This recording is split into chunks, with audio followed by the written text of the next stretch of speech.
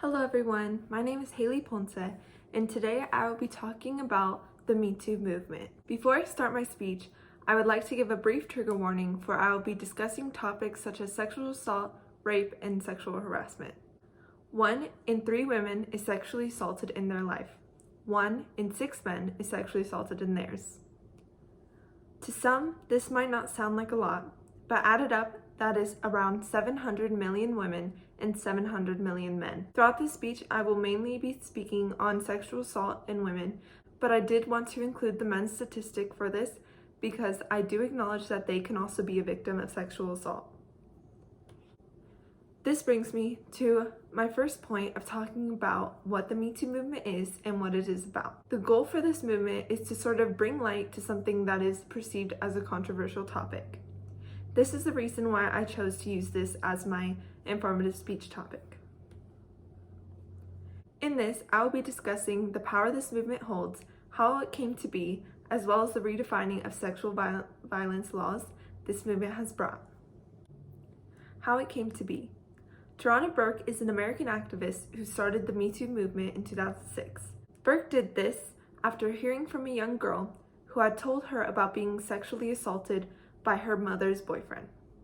However, Tarana was unable to say "Me Too" to the little girl, since then has felt guilty for not letting her know she wasn't alone. Years later, she finally decided to make the movement Me Too in honor of the situation that happened, in hopes of helping other women who have struggled with this, as well as to spread awareness on this topic.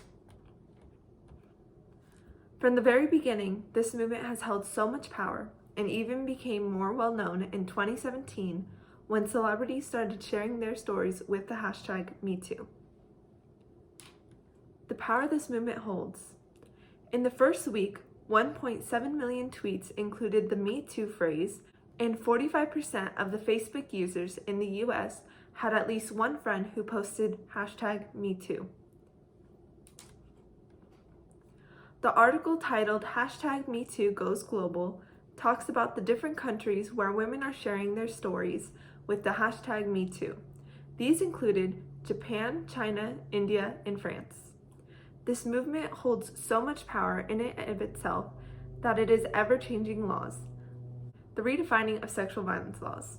The article Sexual Violence Laws Redefined in the Me Too Era states that every 98 seconds, an American is sexually assaulted, and every 11 minutes, the victim is a child.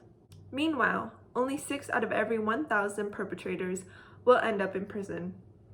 The laws of what is considered rape, sexual assault, and harassment vary in every state and country, making it very difficult for any victim. Even though that may sound terrible, and it is, advocates for women's rights have been questioning these laws since the mid-19th century. This has brought so much change in prosecuting the perpetrator, but it hasn't been until now that it is becoming easier for the victim to come forward and get justice. The reason I chose this speech was not only because I'm a victim of sexual assault myself, but also because this movement is here to talk about something that is supposed to be considered a controversial or taboo topic that many people shy away from talking about in the public. This is why the movement is so important. The power this movement holds, how it came to be, as well as the redefining of sexual violence laws it has brought, everything it has done since it's been around, and even before then, it has been for the better. In the time you have listened to this speech, around 5 to 10 people have been sexually assaulted. I hope after listening to this, you can further educate yourself and others on the importance of the Me Too movement and what it stands for. Thank you for listening.